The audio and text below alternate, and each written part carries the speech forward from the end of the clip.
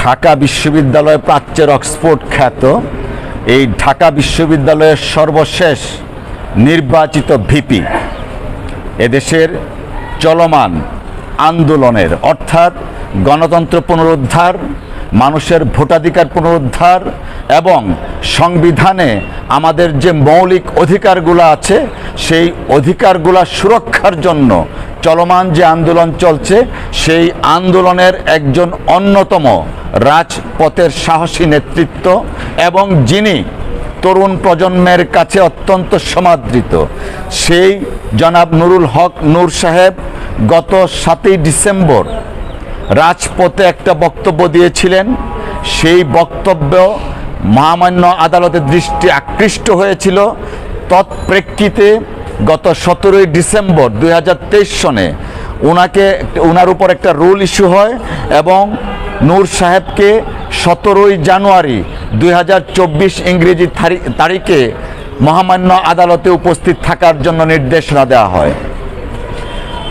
জনাব নূর সাহেব নির্বাচিত ভিপি ছিলেন এবং এদেশের মা মাটি মানুষের রাজনীতি করেন, ঠিক তেমনিভাবে তিনি আইন এবং আদালতের প্রতি বরাবরই শ্রদ্ধাশীল এবং সেই শ্রদ্ধা জায়গা থেকে তিনি মহামান্য আদালতের নির্দেশনার প্রেক্ষিতে তিনি 17ই জানুয়ারি আদালতে উপস্থিত ছিলেন।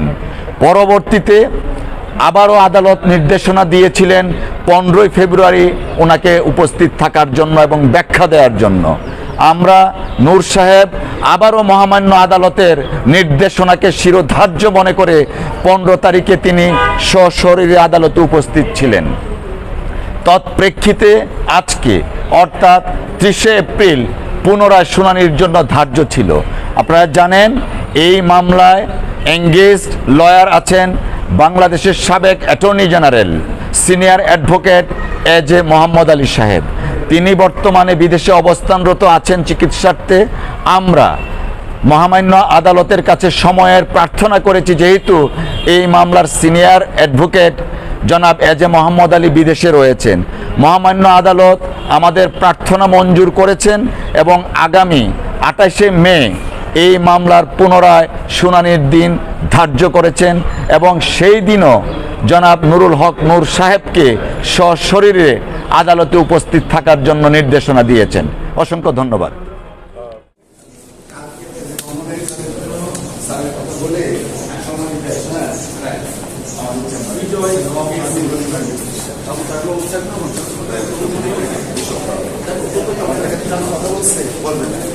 আগে তাকে একটা সিস্টেমে নিয়ে আসা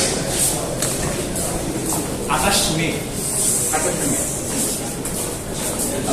ওইটা একটু ওইভাবে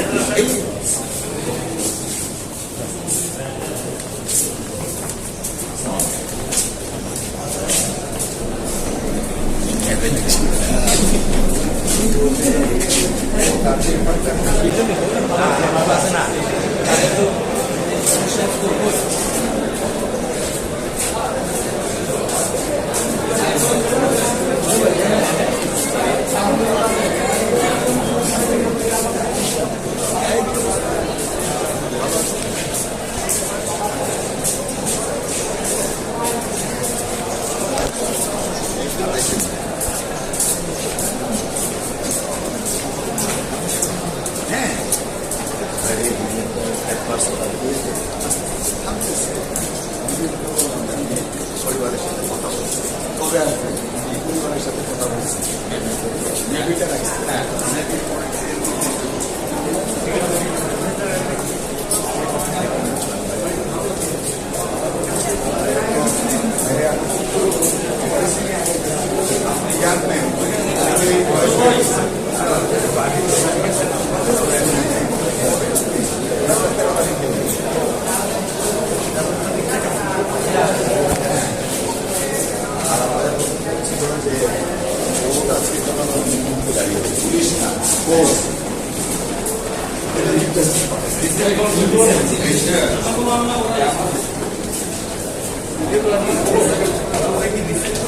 Listen.